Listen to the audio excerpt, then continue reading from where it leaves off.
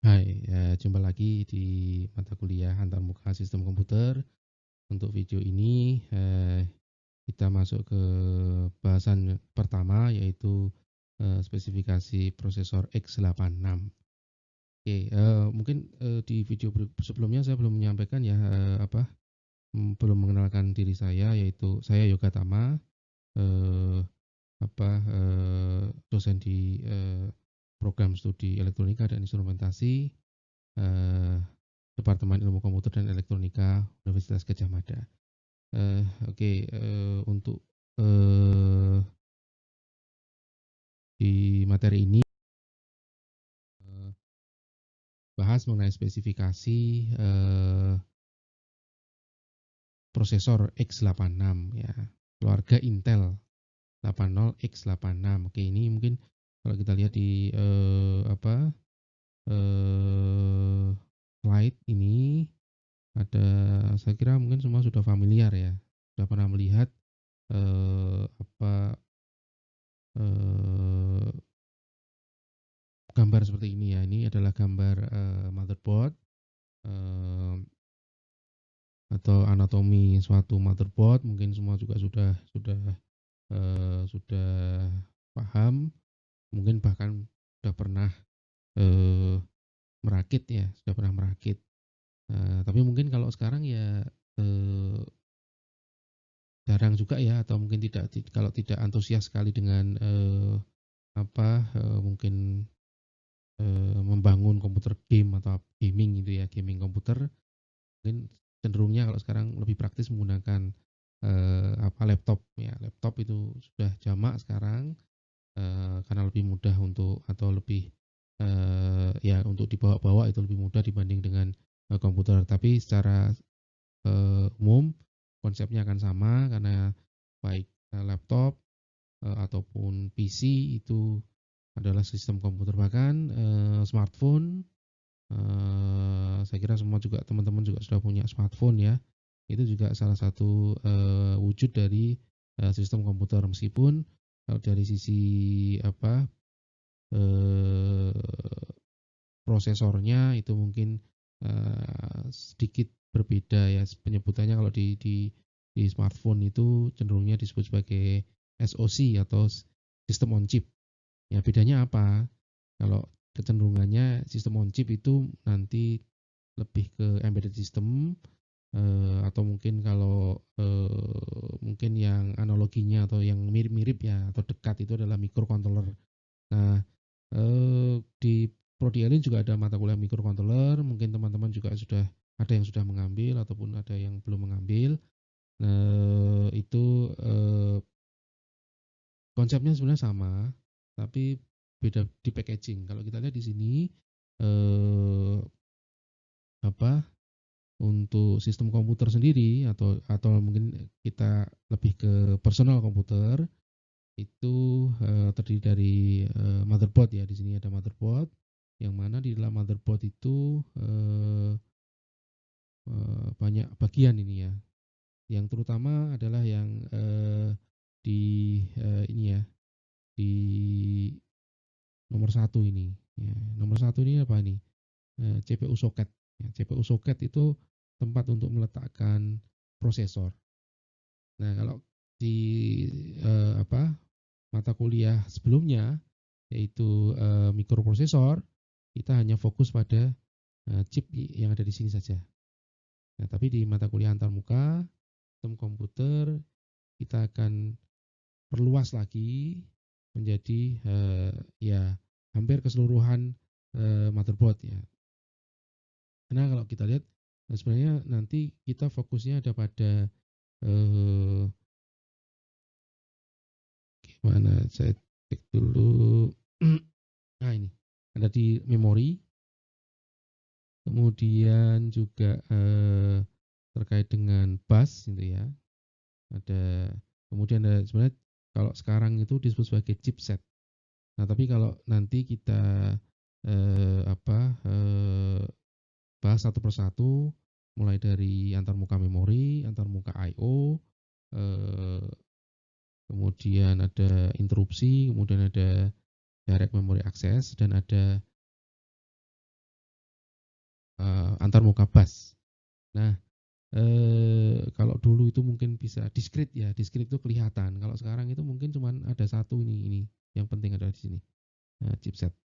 Nah, chipset ini kalau di apa, di awal-awal personal komputer itu eee apa, mulai digunakan itu, mungkin bentuknya tidak atau tidak dalam satu chip, tapi ada beberapa chip atau terpisah gitu ya. Tapi kalau yang motherboard modern sekarang ini, chipset ada satu chipset ini yang tadi ya, baik untuk, apa, interfacing memori, interfacing dengan bus dan lain sebagainya itu sudah ditangani oleh satu chipset ini.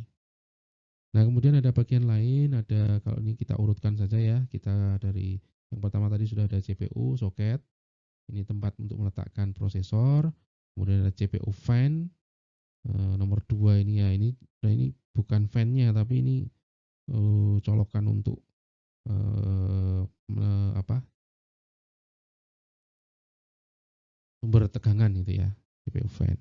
Kemudian ada voltage regulator modul, ini nomor 3 ini ada banyak nih ya, ini ada jejer-jejer, ini ada komponen. Nah, ini kita tidak bahas di sini.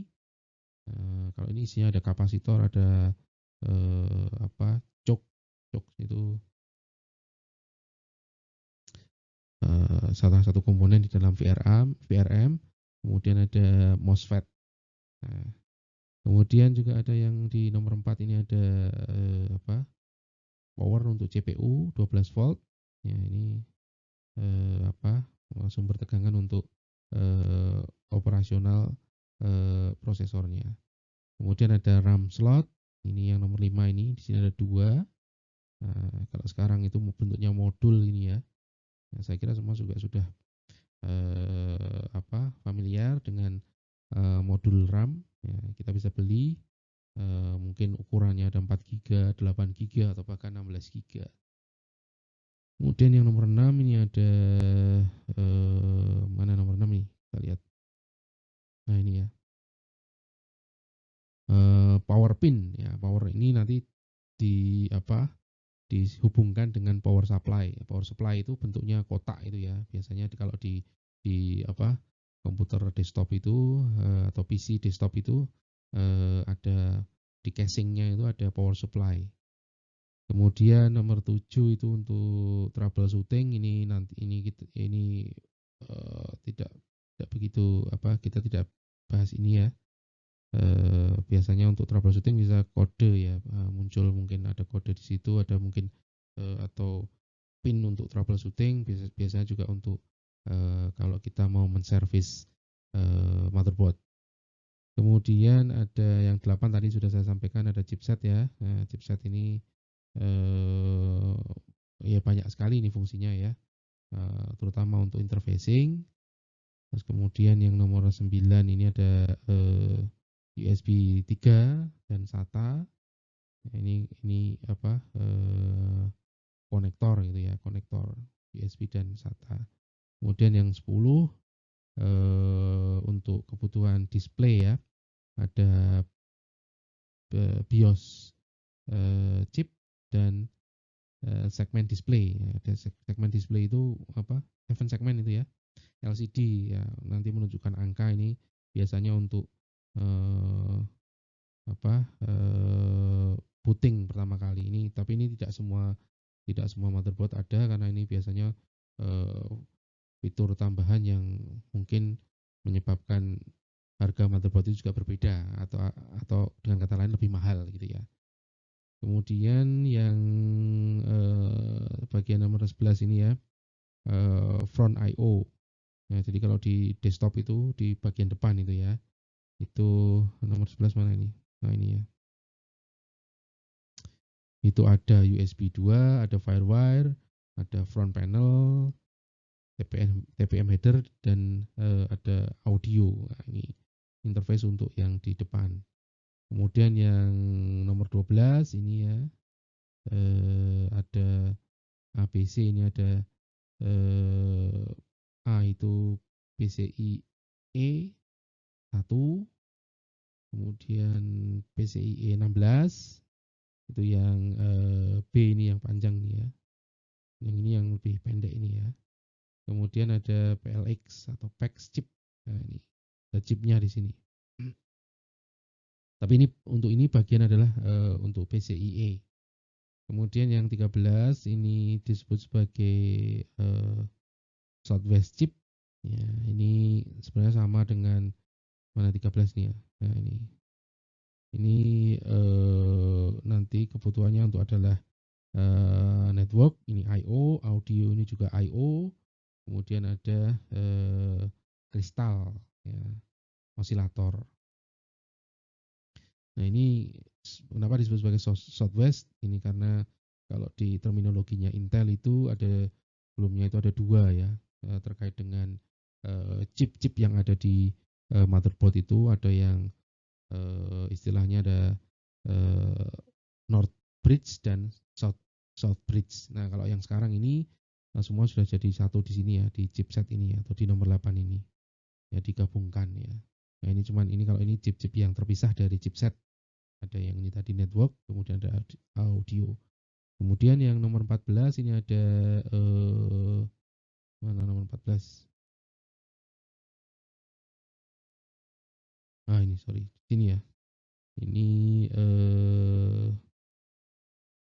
CMOS baterai. CMOS ini nanti CMOS baterai ini gunanya adalah untuk mempertahankan karena biasa di eh, motherboard atau di komputer itu ada setting gitu ya untuk BIOS itu ya, setting BIOS. Nah, setting BIOS itu biasanya disimpan di dalam suatu memori yang mana memorinya itu volatil, artinya kalau tidak ada power maka isinya akan terhapus. Nah, untuk mempertahankan konfigurasi itu maka ini dibutuhkan suatu baterai. Nah, selain untuk konfigurasi juga untuk karena di dalam eh, PC itu biasanya ada clock atau istilahnya real time clock RTC. Real time clock itu gunanya untuk ya kalau kita apa mengeset tanggal itu ya, mengeset tanggal di komputer. Nanti kalau komputernya dimatikan, powernya dicabut dari listrik. Nah, berikutnya kalau kita nyalakan, tanggalnya itu tidak akan hilang atau tidak akan reset kembali lagi ke nol mungkin ya, atau ke awal tanggal, tetapi tetap akan melanjutkan. Nah ini gunanya eh, CMOS baterai. Ini kalau lama kelamaan akan habis. Kalau sudah habis ini harus diganti. Karena biasanya nanti akan selalu akan muncul masalah ketika menyalakan itu pasti akan setting ke BIOS, kemudian tanggalnya juga harus di setting.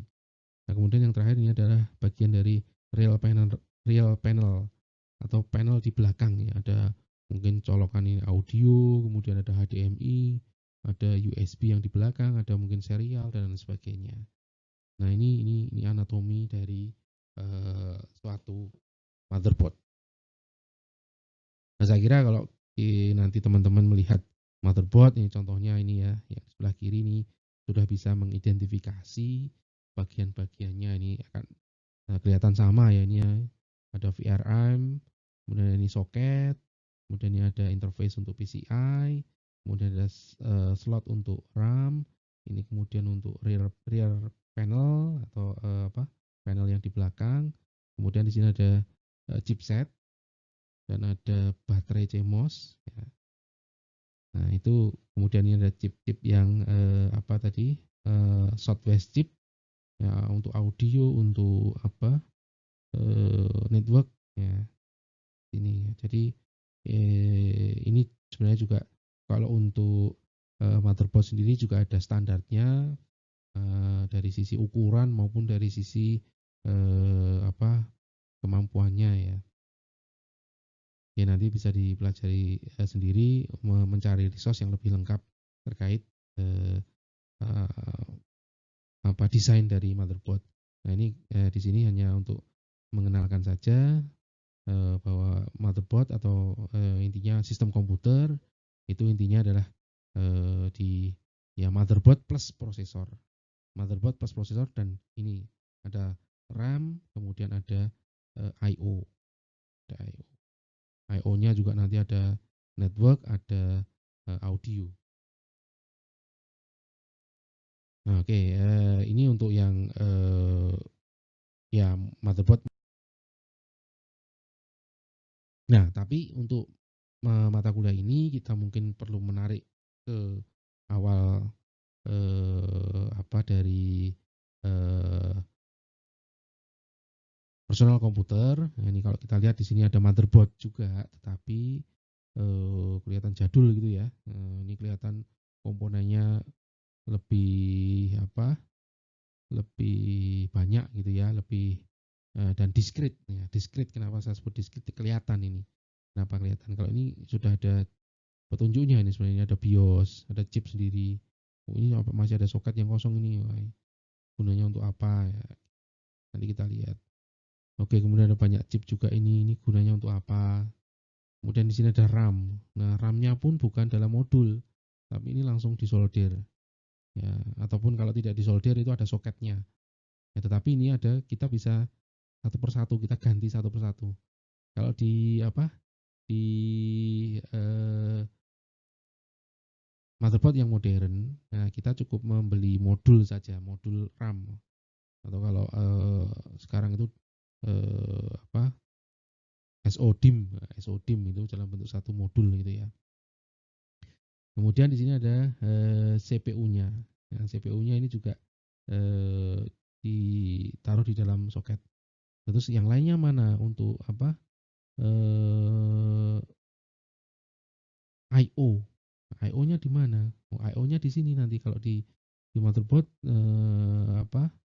Eh, awal dari personal komputer itu kalau kita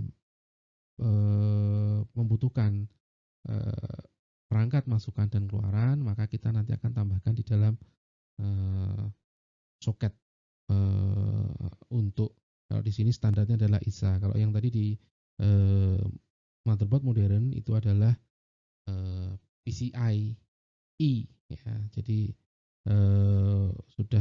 sudah berbeda, meskipun nanti kita juga akan singgung mengenai antarmuka ISA ini ya. Nah, yang lainnya ini juga chip-chip, mungkin nanti kalau pada saat kita kita bahas mengenai antarmuka dengan memori ataupun antarmuka dengan I/O, nanti ada chip-chip decoder. Kalau di apa? Di motherboard modern itu sudah tidak ada, sudah tidak kelihatan ya decoder itu, karena semua dilakukan oleh chipset. Ini juga kelihatan ada resistor kecil-kecil, kapasitornya juga ada kelihatan. Ya, ya ini lebih sederhana, jauh lebih sederhana. Chipnya juga tidak perlu membutuhkan fan. Ya, kenapa? Karena eh, eh, operasi atau eh, CPU itu beroperasi pada kecepatan yang rendah, dan jumlah transistor di dalam chip ini juga tidak sebanyak yang chip saat ini ya, atau prosesor saat ini. Jadi cukup dengan dimasukkan ke dalam soket, tidak perlu fan. Nah, ini kalau ini untuk eh, apa konektor ke bisa ke apa?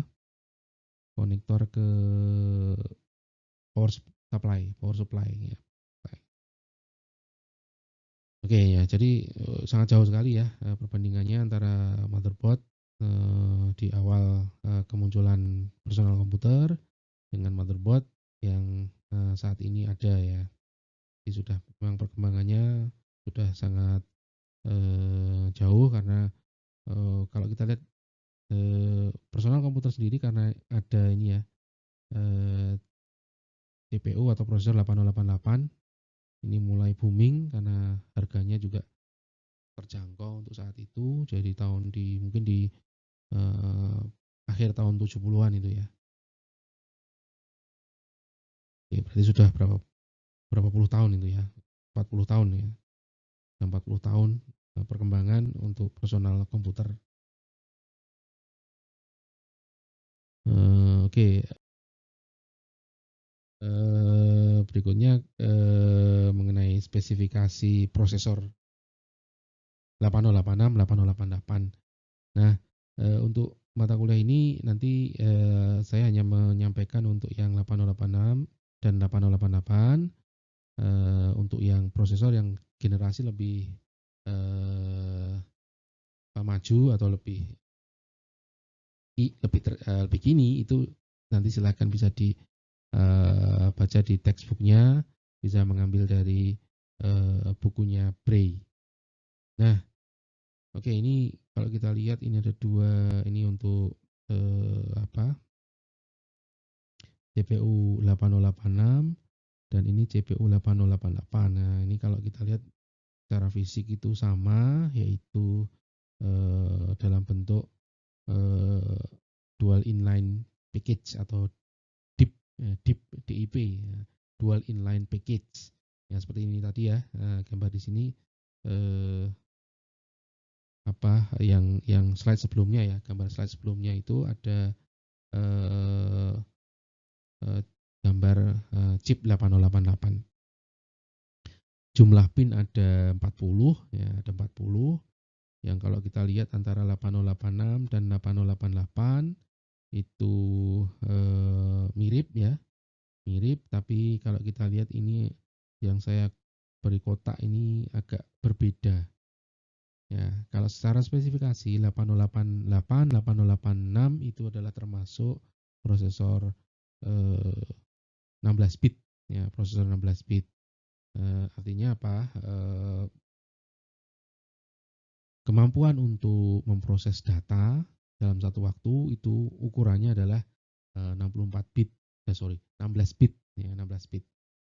Nah, tetapi kalau kita lihat di sini ada pin ya, ini kita lihat pin, ada beberapa pin di sini, ada yang masing-masing pin ada fungsinya ya.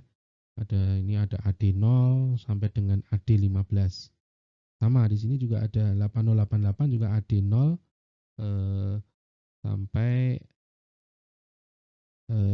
AD mana nih? Sorry, A ya, ini kalau ini A, sorry bukan, saya kelewatan ini ya. AD0 sampai A19 garis miring S6. Sementara kalau yang di 8088 ada AD0 sampai dengan A19. Nah, ini, untuk yang diawali dengan A ini ya, A ini menunjukkan bahwa ini adalah pin address ya, pin address. Pin address. Gunanya untuk apa? Gunanya untuk, apa, eee, mengirimkan atau intinya, eee, mengeluarkan informasi mengenai alamat.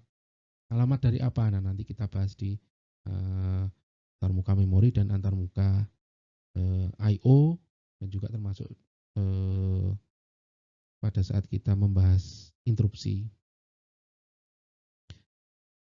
Nah, kalau kita lihat, ini ya, ada yang AD, ada yang A, itu bedanya apa? Kemudian kok ada yang garis miring. Nah, ini apa sebenarnya? Nah, sebenarnya satu pin itu bisa berfungsi berbeda ya, ada memiliki fungsi berbeda. Kalau ada AD itu berarti address data. Jadi suatu waktu dia pinnya berfungsi sebagai pin address dan satu waktu berfungsi sebagai pin data atau istilahnya adalah multiplex. Multiplex. Jadi satu pin itu, apa, digunakan untuk, lebih dari satu fungsi.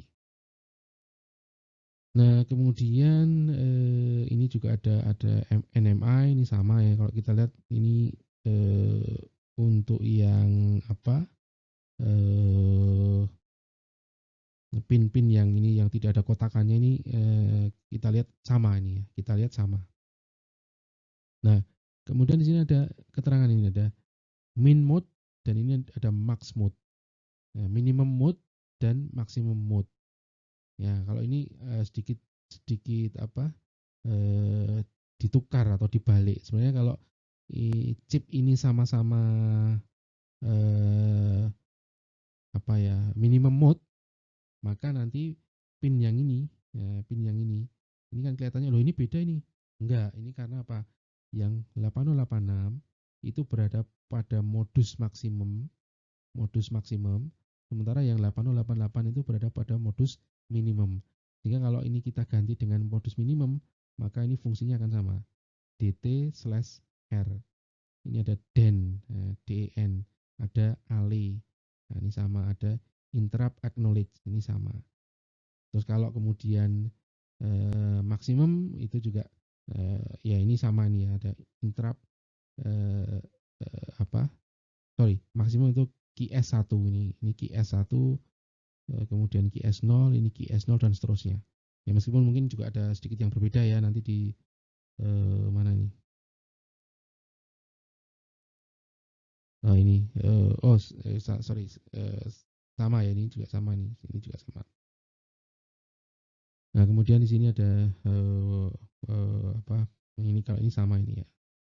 Oke, untuk fungsi ini mungkin yang perlu diperhatikan adalah apa? Kalau NMI itu adalah non maskable interrupt, ini pin input. Jadi nanti kalau ada sinyal di pin ini, maka prosesor akan menanggapi interupsinya. Kemudian juga ada tadi sudah address dan data sudah ya. Bedanya di 8088 data itu hanya 8 pin saja. Ya. Kalau addressnya masih sama, address A-nya itu sampai dengan 19. Ya. Kalau ini A-nya sampai dengan juga 19. Dari 0 sampai 19 artinya apa? Ada 20 pin untuk address. Kemudian di sini ada pin VCC, ini sama ya untuk apa? Input tegangan, ya tegangannya untuk 8086, 8088 itu sama ya. VCC itu harus positif 5 volt plus minus 10%. Ya naik turun. Tapi untuk arus kebutuhannya sedikit berbeda. Untuk 8088 340 mA, untuk 8086 ini adalah 360 mA. Kemudian di sini juga ada ini pin interrupt, ini juga input ya. Ya, sama-sama interupsi ya, NMI dan interrupt ini juga sama interupsi tapi nanti fungsinya akan berbeda. Kemudian ada clock, ini clock apa untuk input sinyal clock ya dari clock generator ya, nanti kita diskusikan apa tuh clock generator itu. Kemudian juga ada beberapa ya, ini fungsi untuk ngeset mode dari prosesornya apakah minimum atau maksimum. Oke, kemudian ada ini ada sinyal untuk read, kemudian ada sinyal untuk hold juga. Nah, ini nanti kaitannya dengan interface dengan apa? Dengan memori atau dengan I/O. Ada read, ada write, ya, ada read, ada write. Kemudian juga ada ini hold. Ini kaitannya dengan interface dengan chip yang lain, bisa chip istilahnya math coprocessor atau 8087 ya, itu chip yang fungsinya digunakan untuk operasi matematik ya, terutama untuk bilangan floating point. Kemudian ada ini IOM, ini untuk menunjukkan bahwa prosesor itu mengakses I/O atau mengakses memori. Nah ini pasangannya nanti dengan ini, apakah tulis atau baca. Kemudian ada DTR, ini juga pin untuk sinyal arah ya, arah dari data, arah dari data. Apakah keluar dari CPU atau masuk ke dalam CPU. Ini sebenarnya kaitannya nanti dengan interface dengan memori ataupun dengan I/O. Kemudian ada DEN ini data enable ya. Data enable ini juga kaitannya dengan mengaktifkan chip buffer ya, chip buffer ini. Kemudian ada ALE ini address latch enable, ini juga nanti kaitannya dengan interfacing antara memori dan I/O, prosesor dengan memori. Dan kemudian ada interrupt acknowledge. Interrupt acknowledge itu pasangannya dengan ini ya, interrupt ini ya. Kemudian ada ini tes, ini sinyal yang dicek oleh CPU kalau kita menggunakan instruksi test. Kemudian ada ready. Nah, ini ready kaitannya dengan nanti kalau kita melakukan operasi baca dan tulis ya. Ini nanti sinyal dari I/O atau dari memori untuk memberikan kode atau sinyal kepada CPU untuk menunggu ya, atau nanti istilahnya adalah wait state. Kemudian ini yang terakhir adalah reset ya. Ini reset ini gunanya adalah untuk mereset CPU ya. Jadi ngulang awal ya. Nah, untuk bisa melakukan interfacing kita mau tidak mau harus mengetahui karakteristik input dan karakteristik output dari chip 8088 ataupun 8086.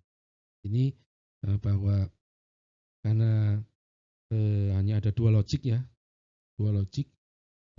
di komputer yaitu 0 dan 1. Sementara voltase dari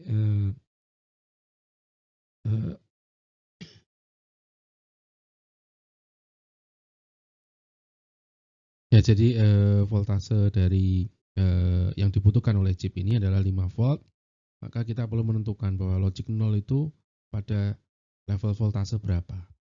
Kalau kita lihat untuk karakteristik input, jadi sinyal-sinyal yang masuk ke dalam prosesor akan dianggap sebagai logika 0 itu ketika tegangannya itu maksimal 0,8 volt. Kemudian untuk logika 1 itu kalau minimal 2 volt, artinya 2 volt ke atas sampai dengan 5 volt, itu logikanya adalah 1. Kemudian untuk arusnya itu kurang lebih adalah 10 miliampere.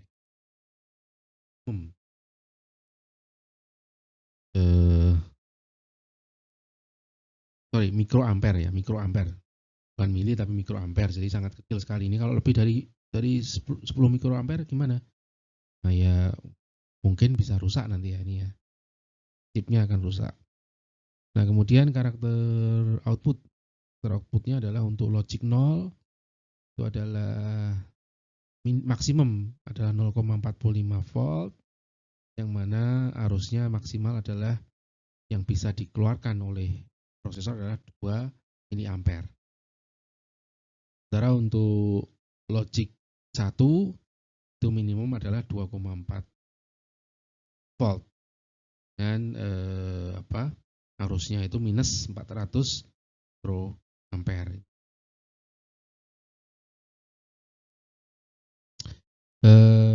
Untuk logiknya sendiri, untuk karakteristik input dan output di prosesor 8086, 8088 ini sebenarnya sudah kompatibel dengan TTL atau transistor logik. Cuma nanti di sini yang perlu diperhatikan adalah ini ya, karena sedikit berbeda ini yang di karakteristik outputnya yang nanti perlu diperhatikan. Meskipun ya sebenarnya tidak ada masalah ya, tidak ada. Nah ini untuk spesifikasi dari atau fungsi-fungsi dari pin dalam prosesor 8086 dan 8088.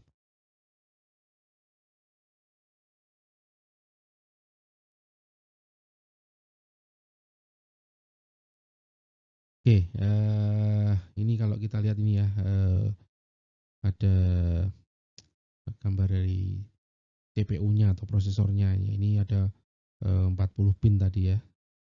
Nah, ini kebetulan meskipun ini 8086 itu adalah Intel, tapi ini yang produsennya adalah Fujitsu. Fujitsu chipnya ini, tapi ini atas lisensi dari Intel. Tahunnya tahun 78 ini ya. Ini saya baru lahir ini, 78. Oke, ini tadi yang saya sebut sebagai ini ya, math coprocessor ini ya. Ini sebenarnya ada chip serinya adalah 8087. Nah, ini nanti bisa ditaruh di sini, dipasangkan di dalam soket ini, maka nanti untuk perhitungan-perhitungan yang berkaitan dengan angka-angka floating point ya, atau angka-angka pecahan itu ya, itu nanti bisa dilakukan oleh chip yang terpisah. Nah, kenapa? Karena di sini sudah didesain untuk melakukan operasi-operasi untuk bilangan-bilangan pecahan. Kalau di sini eh, fungsi aritmatikanya itu untuk bilangan bulat ya, bilangan yang bukan pecahan. Nah, kalaupun bisa melakukan operasi bilangan pecahan itu biasanya di sini menggunakan emulasi software. Ya, jadi dengan pemrograman dilakukan perhitungan bilangan pecahan.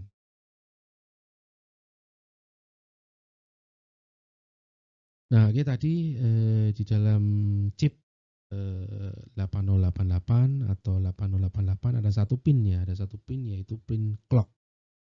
Ya, pin clock itu yang atau clock itu atau detak itu ya. Loginya seperti kalau detak jantung kita itu ya. Kita hidup itu kan punya rentang detak jantung ya. Ya mungkin umumnya itu 70-80 ya. Kalau sudah lebih dari itu ya, kalau olahraga, pada waktu olahraga itu sih tidak masalah ya. Tapi kalau sudah eh, berlebihan itu ya tidak normal.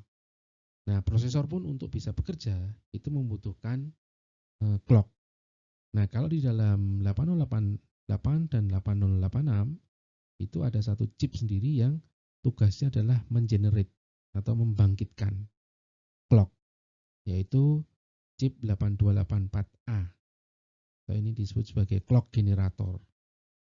Nah, chip ini ya, ini kecil ya, ini ya, ini eh, apa dekat dengan prosesor juga. Fungsi ada beberapa pin ya di sini ya. Ini sebenarnya juga ada selain membangkitkan clock itu juga ada gunanya untuk sinyal-sinyal kendali ya. Ada ready, ada reset ini ya. Tapi ini kita fokusnya kita ke pembangkitan clock saja. Yang saya kotaki merah ini ada pin FC. Ini gunanya adalah untuk memilih sumber clocknya itu dari mana. Apakah dari apa eh, sumber lain. Sumber lain itu bisa dari chip clock generator yang lain, atau intinya sesuatu yang sudah eh, eh, membentuk clock ya, atau dari kristal ya, ini dari kristal C ini. C bar ini sebenarnya ini berarti kalau nilainya 0 maka nanti sumbernya dari kristal. Kalau F ini berarti nanti dari sumber yang lain. Nah, kalau kita lihat ini pin ini itu efeknya ada di sini. Ya, efeknya ada di sini. Yaitu eh, apa?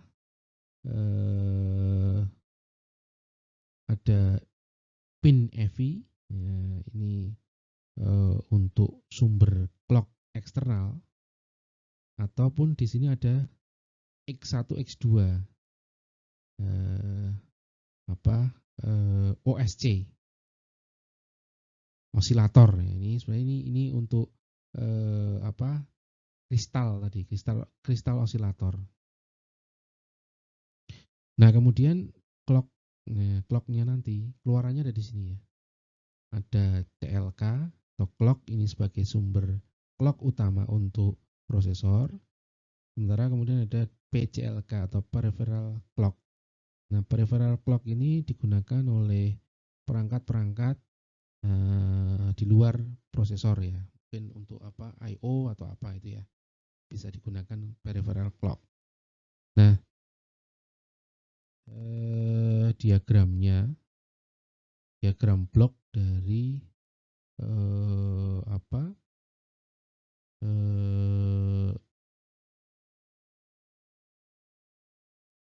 proses chip 8284A itu kita lihat logic yang ada di sini ya. Ya, ini intinya adalah menentukan sumbernya itu mana.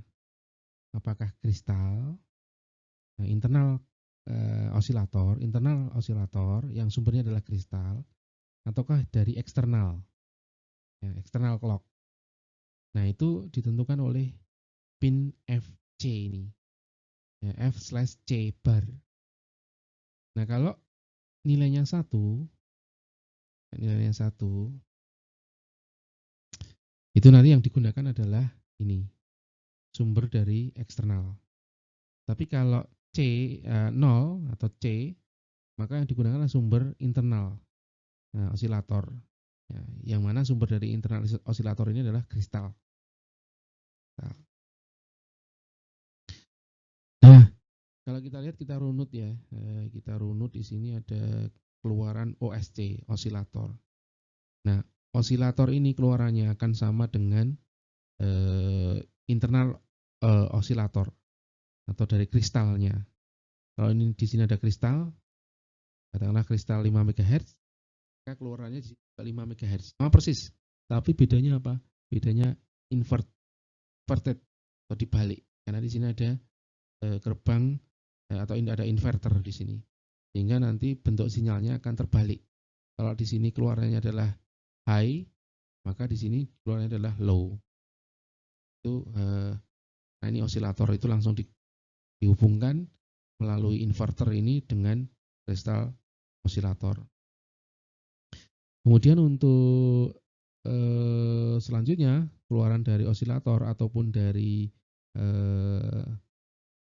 clock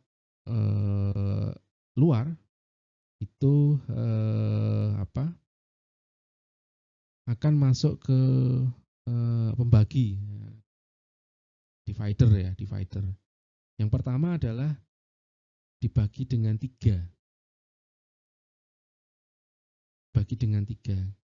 Yang dibagi dengan 3 itu kemana ini? Keluarannya kemana? Oh, keluarannya ke clock, CLK. Jadi apa?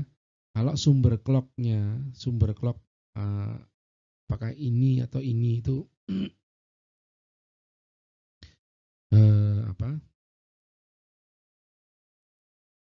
5 MHz, maka keluarannya adalah 5/3 MHz. Sepertiganya. Nah, dengan duty cycle-nya adalah 33%. Ya, ada sepertiganya high dan 2/3-nya low. Atau balikannya ya, saya agak lupa ya, nanti ininya. ya. 3/3% itu berarti sepertiganya adalah high dan 2/3-nya adalah low. Nah, kemudian kalau kita lihat, kita runut lagi keluaran dari sini itu dihubungkan dengan ini. Nah, blok yang kedua yaitu yang dibagi dengan 2. Yang nanti keluarannya adalah peripheral clock.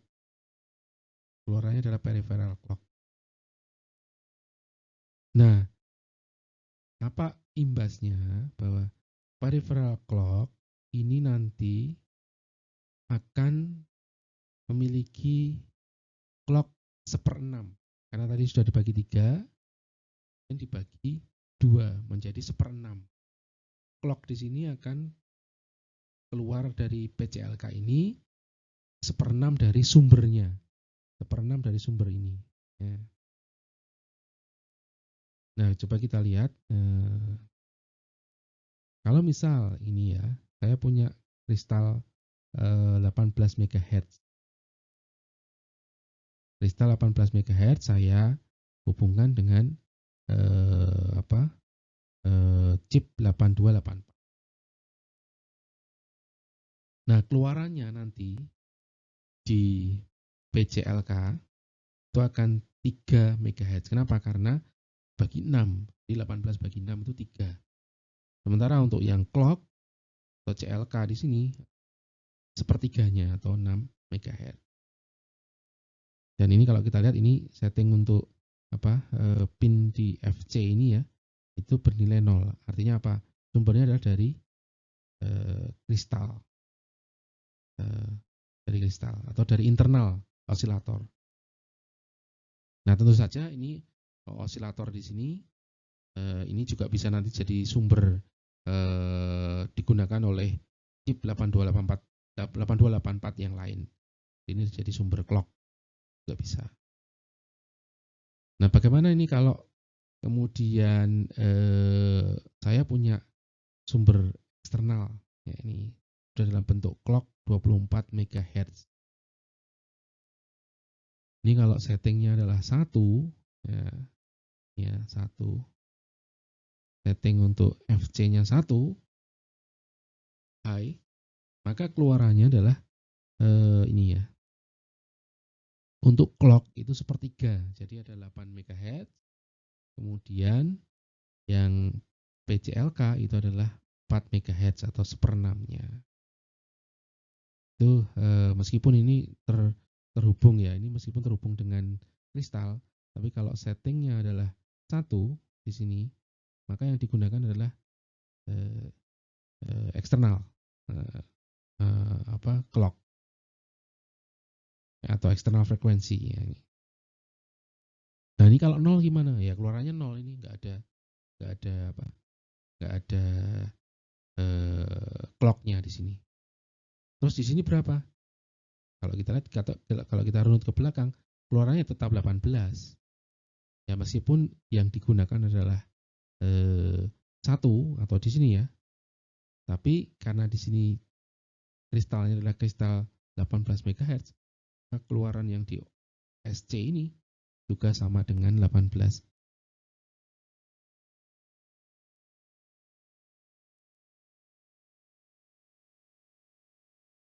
Nah, kemudian sebelum bisa mulai interfacing, ini ada 2 hal yang perlu diperhatikan ya.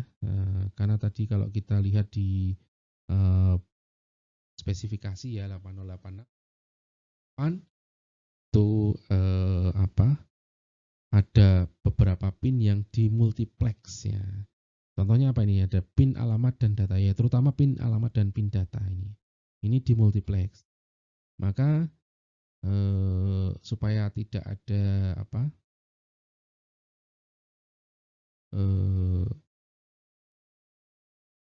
kesalahan gitu ya, atau intinya bahwa sekarang itu yang dikeluarkan oleh chip itu apa? Data atau address.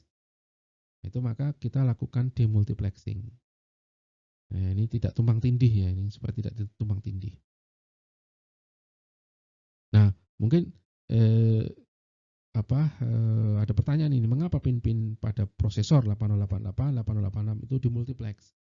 Nah, mengapa tidak dipisahkan sejak awal? Bahkan mungkin sekarang pun masih banyak pin di dalam prosesor, pin-pin yang dimultiplex atau sebenarnya fungsinya lebih dari satu. Kenapa? Karena ya kalau di tahun 70-an itu memproduksi motherboard itu juga tidak murah ya. Jadi dengan memultiplex itu nanti bisa menyederhanakan motherboard sehingga biayanya turun. Maka kenapa ini muncul ada prosesor 8086 dan 8088. Nah, sebenarnya 8088 itu versi murahnya dari 8086. Karena apa? Karena kemampuannya sama sebenarnya. yaitu 16 bit, prosesor 16 bit. Tetapi dalam transfer datanya yang ini hanya separuh dari yang 8086. Nah, di dalam sistem komputer sendiri itu ada 3 bus, yaitu ada address bus, ada data bus, dan ada control bus, yang masing-masing ini fungsinya adalah ya sesuai dengan namanya ya. Address bar itu untuk mengeluarkan atau intinya memberikan informasi alamat. Sementara untuk data bus ini adalah untuk data, ya pertukaran data. Kemudian yang kontrol ini adalah untuk mengendalikan apa? Mengendalikan chip-chip yang ada di sekeliling dari prosesor.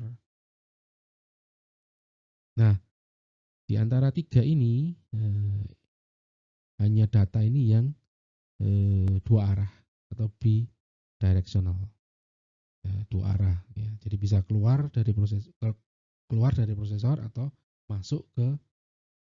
Tapi kalau untuk address dan kontrol itu hanya satu arah, semua dari prosesor. Tidak ada sinyal di address itu yang masuk ke dalam prosesor. Kalau untuk kontrol ini, untuk kontrol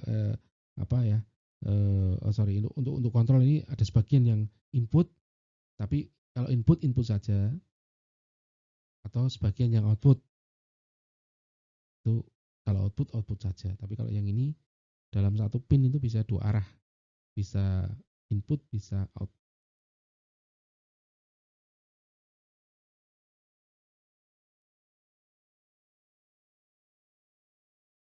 Ya, oke. Bagaimana cara mendemultiplex jalur alamat pada 8088? Nah, ini kita lihat ya, ini di 8088 itu ada 8 pin yang dimultiplex antara address dan data. Nah, caranya bagaimana? Kita menggunakan latch. Latch itu apa ya? Kayak keran itu ya, atau apa ya istilahnya ya? Kayak gerbang gitu ya. 74 LS373 atau 74 LS573. Kalau di sini contohnya semua menggunakan 373 semua ya. Nah, dengan latch ini kita bisa memisahkan ya. Jadi kalau kita lihat di sini sudah terpisah ya. Ini ada address bus dan ada data bus.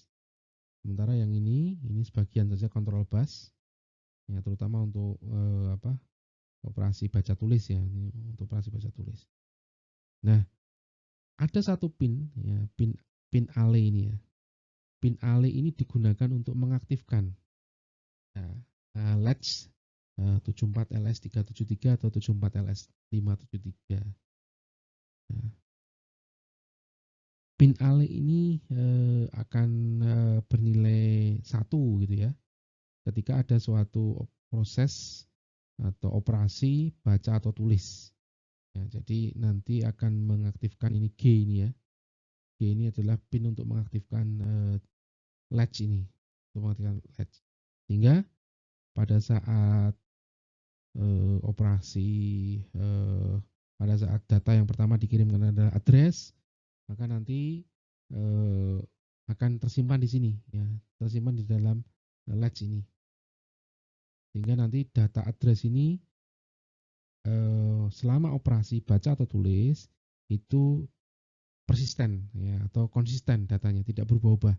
Kalau tidak ada latch ini, maka nanti data address ini bisa berubah. Kenapa? Karena tertimpa oleh ini data. Ya, informasi data ini akan menimpa address. Sehingga pada saat proses baca dan tulis akan terganggu. Ya, ada perubahan alamat di sini. Maka dengan latch ini kita bisa memisahkan. Ya, yang tadinya di sini di multiplex, sekarang bisa dipisahkan ya, bisa dipisahkan. 8. Nah, berikutnya untuk 8086 ini lebih banyak latch ya, karena jalurnya 2 kali lipat. Maka ini kalau kita lihat di sini ada 2 latch ya, 2 latch 373. Ya, konsepnya sama bahwa intinya memisahkan antara address bus, address bus dengan data bus. Nah, ini harus dipisahkan.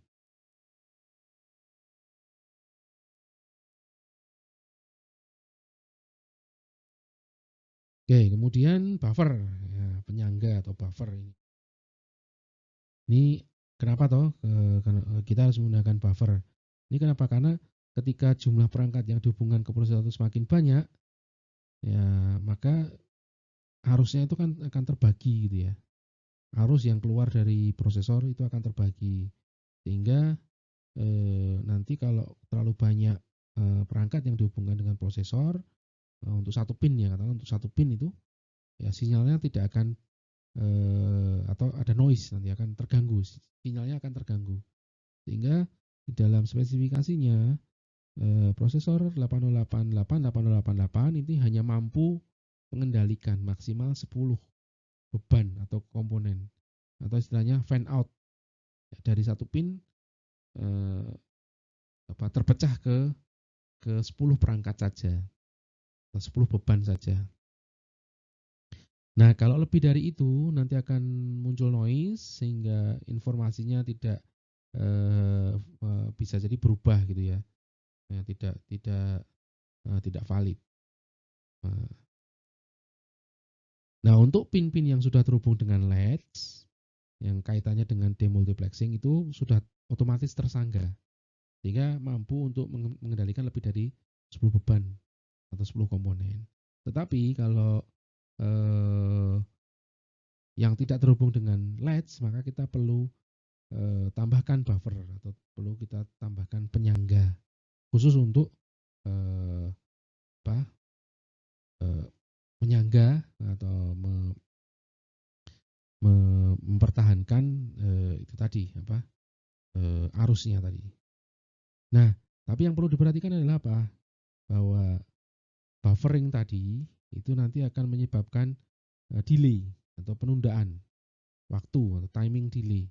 Yang ini nanti perlu kita perhatikan pada saat berkomunikasi dengan perangkat memori ataupun dengan I/O atau masukan keluaran.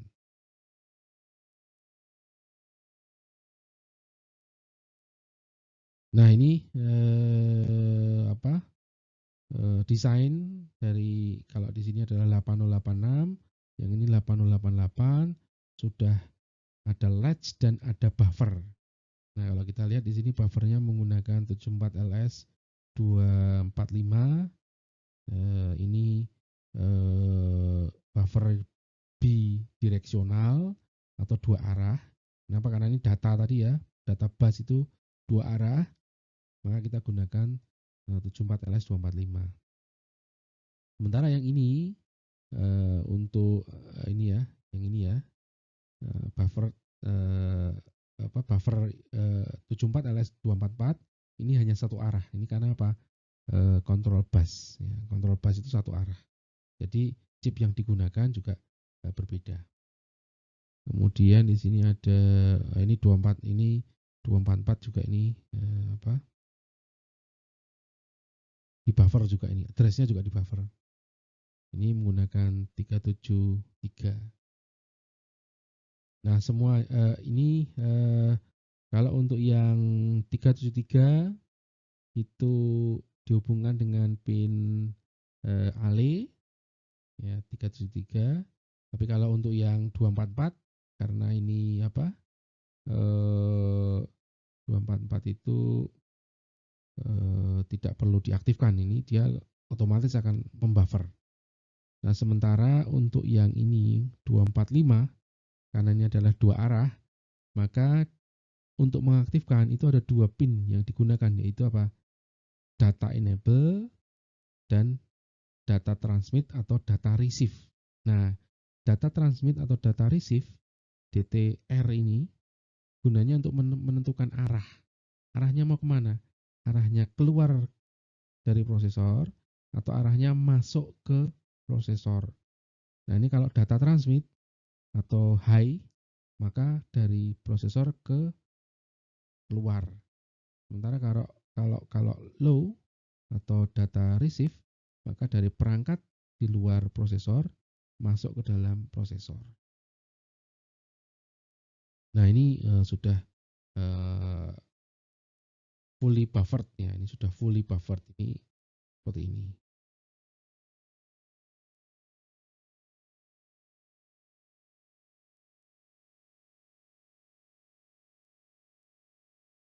Nah, oke. Nah, sebelum bisa kita melakukan interfacing, maka kita memperhatikan terkait dengan bus timing atau model pewaktuan dalam bus itu seperti apa. Nah, secara umum operasi yang ada di prosesor itu hanya dua, yaitu baca dan tulis. Ya, tidak ada operasi selain itu ya. Eh, apa? Eh, ya mungkin kalau ada interupsi juga operasi, bisa dikatakan operasi.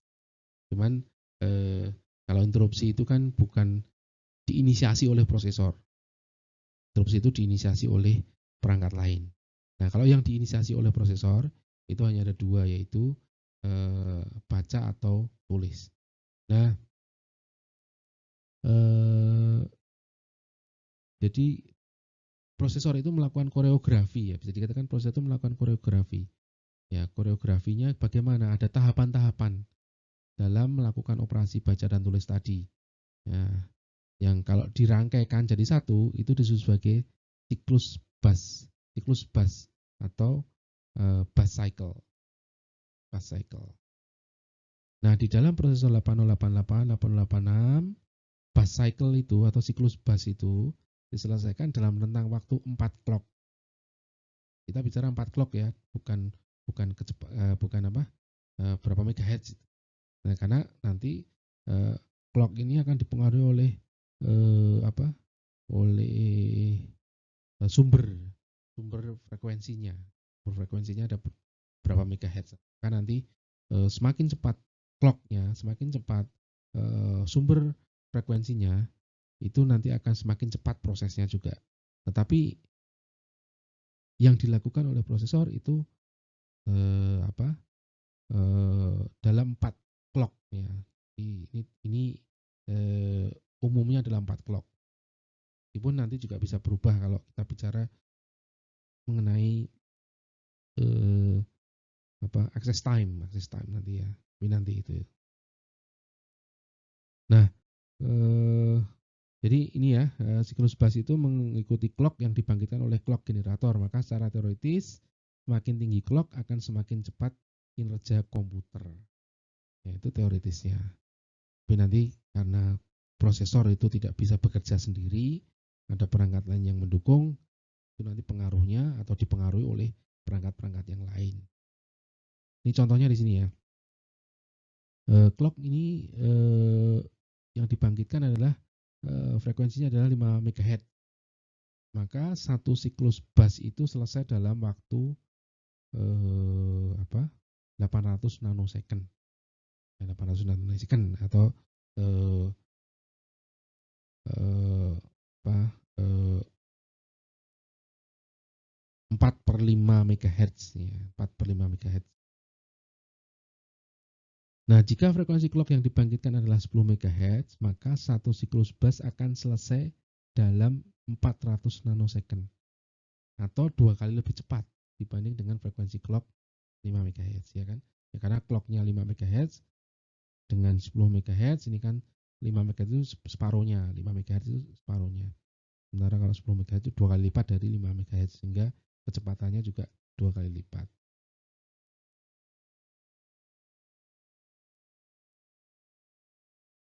Nah, di dalam spesifikasinya untuk siklus bus itu dibagi menjadi 4 tahap tadi ya, 4 clock tadi, yang mana masing-masing itu disebut sebagai T1, T2, T3, dan T4. Ukurannya masing-masing 1 clock. Nah, di dalam setiap periode itu berbagai sinyal pada kontrol bus itu dibangkitkan untuk operasi baca atau tulis. Antara lain ada ini ya, ada ALE, ada IO/M bar atau MI/IO bar. Ini kenapa berbeda? karena di 8088 dan 8086 itu dibalik ini ya, ini dibalik.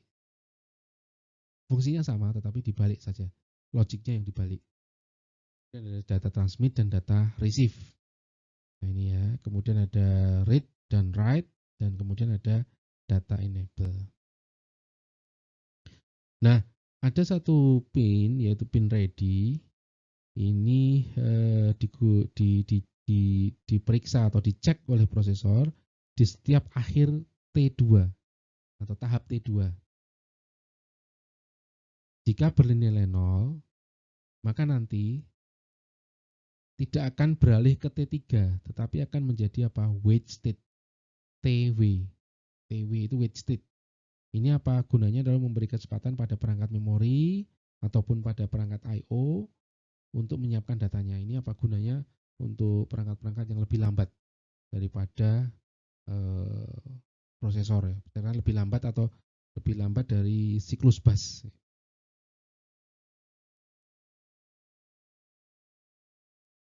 Nah, ini untuk read cycle atau siklus baca itu kita lihat di sini ya, diagram timingnya.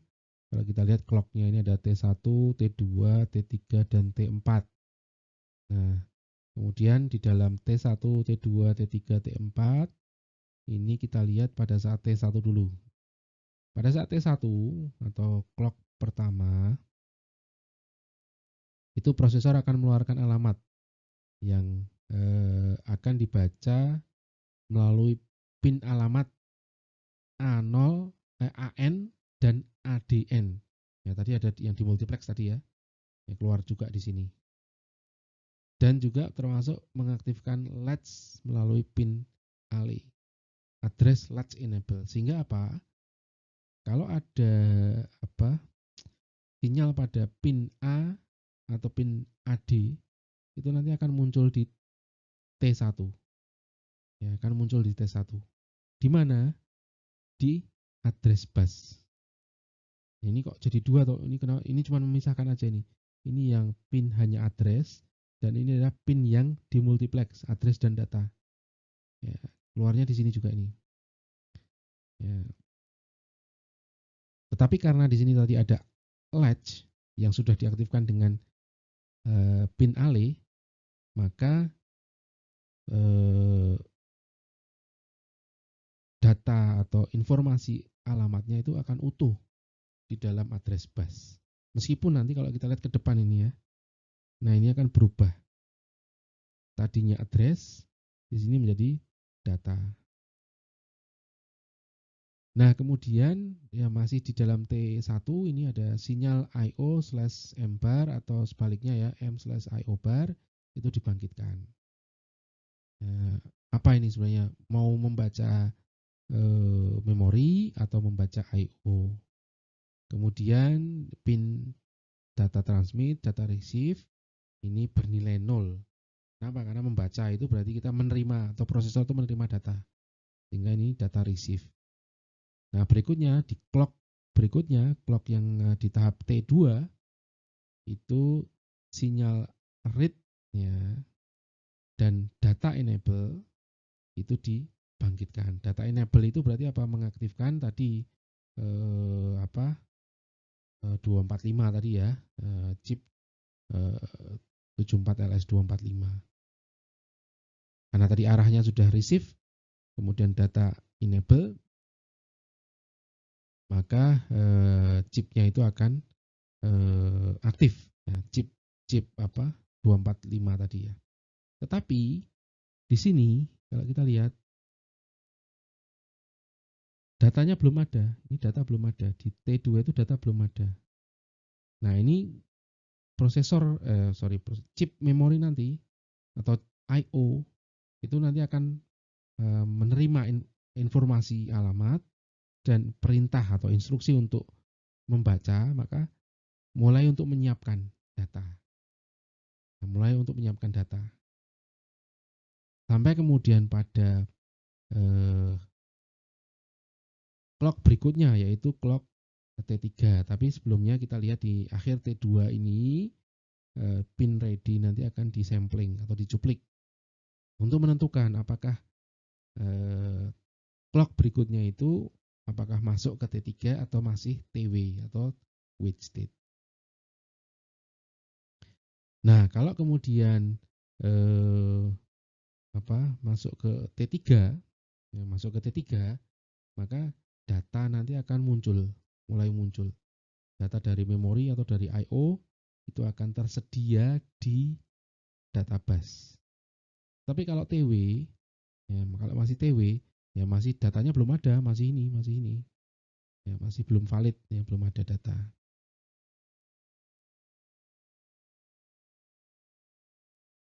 Nah, kalau ada data maka nanti akan dibaca oleh prosesor. Kemudian juga apakah ini masih masih di T3 ini atau di TW ini nanti akan dicek lagi nih. Apakah sinyal ready-nya itu masih ada atau tidak. Kalau masih ada berarti TW lagi, bukan T3. T3 itu intinya kalau sudah ada data. Ya, itu T3. Tapi kalau belum ada data itu masih TW. Ya, pasti pin ready-nya itu nanti akan bernilai 1.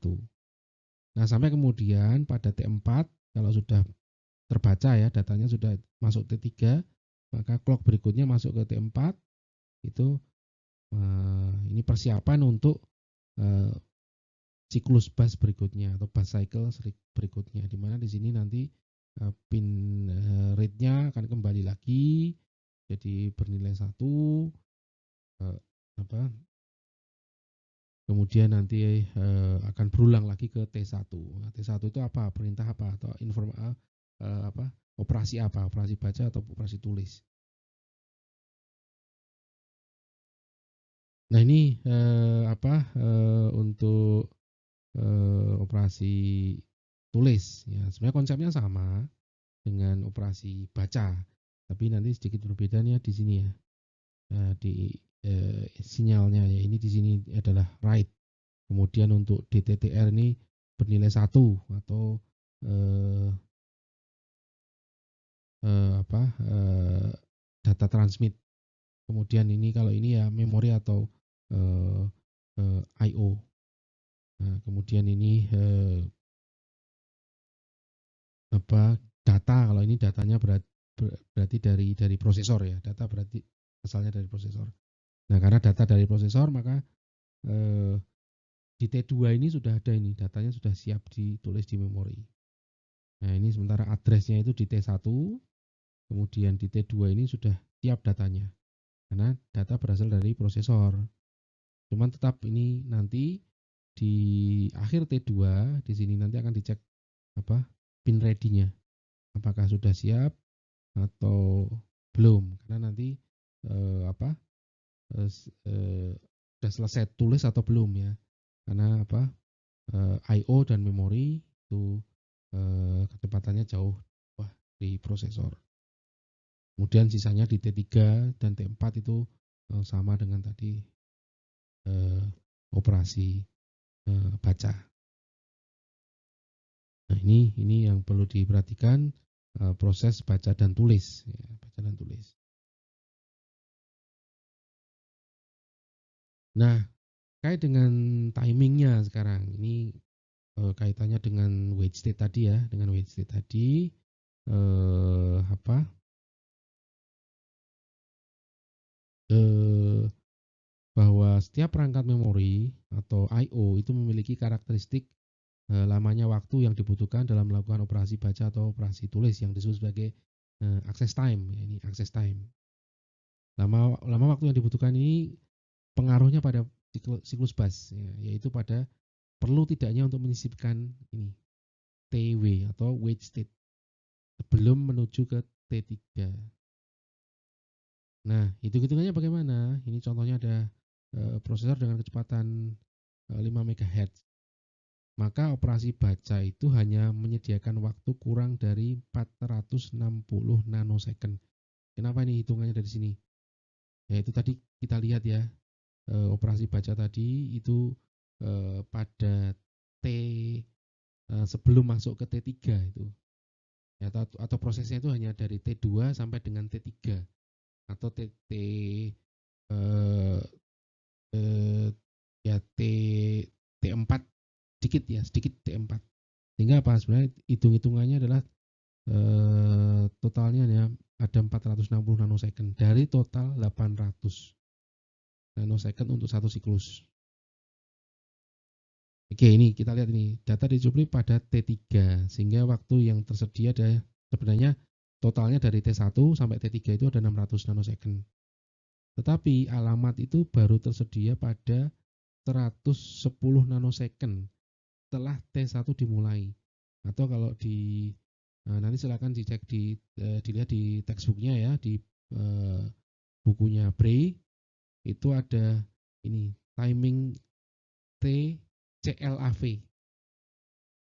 Ini menunjukkan bahwa alamat itu baru tersedia dan perangkat memori atau masukan atau I/O masukan keluaran itu perlu 30 second, 30 nanosecond untuk menyiapkan data atau timingnya ini disebut sebagai TDVCL.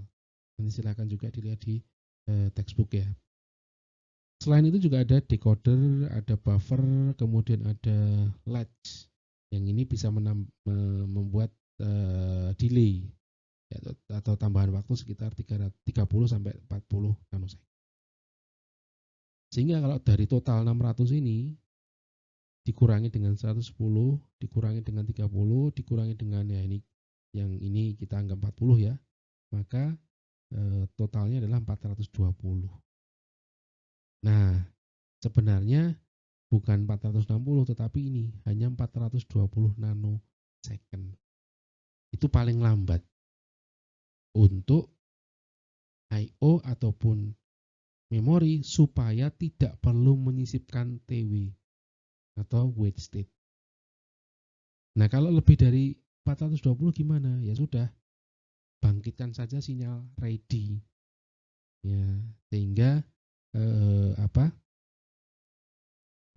nanti sebelum masuk ke T3 akan muncul TW. Seberapa banyak kebutuhnya? Ya, kalau memang belum siap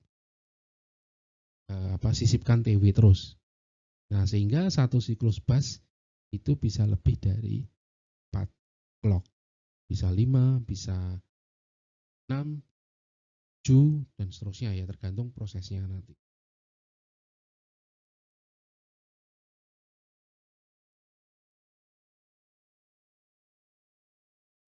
Nah, untuk operasi tulis, ya, access time 400 ini tidak perlu menyisipkan TW. Ini karena apa? Lamanya sinyal WR adalah 3 atau write itu adalah 340 nanosecond.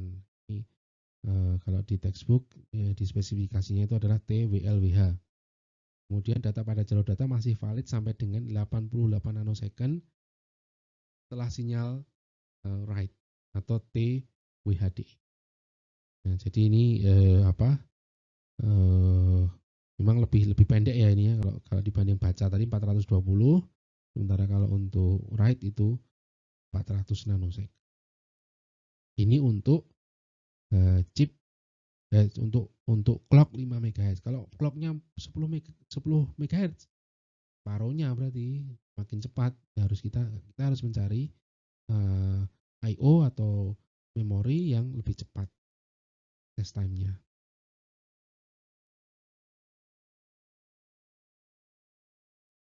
Nah, ini wait state yang muncul pada kalau kecepatan 5 MHz maka nanti akan ketambahan satu clock sebesar 200.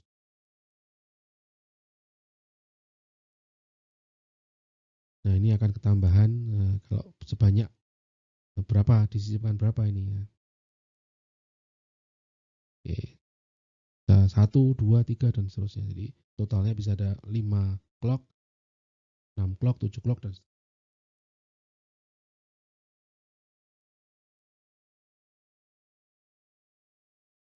Oke, berikutnya ini yang terakhir mengenai modus maksimum dan modus minimum. Nah, ini modus maksimum itu diaktifkan ketika ini ya pin MNMX ini dihubungkan ke ground atau dinolkan ya, dinolkan. Pada modus maksimum ini kita bisa menambahkan chip 8087 atau arithmetic coprocessor atau math coprocessor untuk operasi-operasi yang melibatkan bilangan floating point. Kemudian untuk bisa beroperasi pada modus maksimum, ini dibutuhkan bus controller. Kenapa? Karena pin-pin yang untuk sinyal kontrol atau sinyal kendali itu digunakan untuk berkomunikasi dengan chip 8087, sehingga dibutuhkan chip lain untuk apa? Untuk membangkitkan sinyal yang dibutuhkan dalam operasi baca tulis dan lain sebagainya. Ini kalau kita lihat ini chip 8288. Kalau yang tadi clock generator tadi 8284, untuk yang bus control ini adalah 8288. Nah, ini blok diagramnya ini saya kira sebagai apa? Pengetahuan saja ya. Apa? Spesifikasi dari atau chip 8088 dan 8086, sekilas ini sudah saya sampaikan. Nanti untuk lebih detail bisa di apa, buka di textbooknya. Oke, terima kasih. Nah, nanti kita bertemu lagi di video berikutnya mengenai antarmuka dengan memori.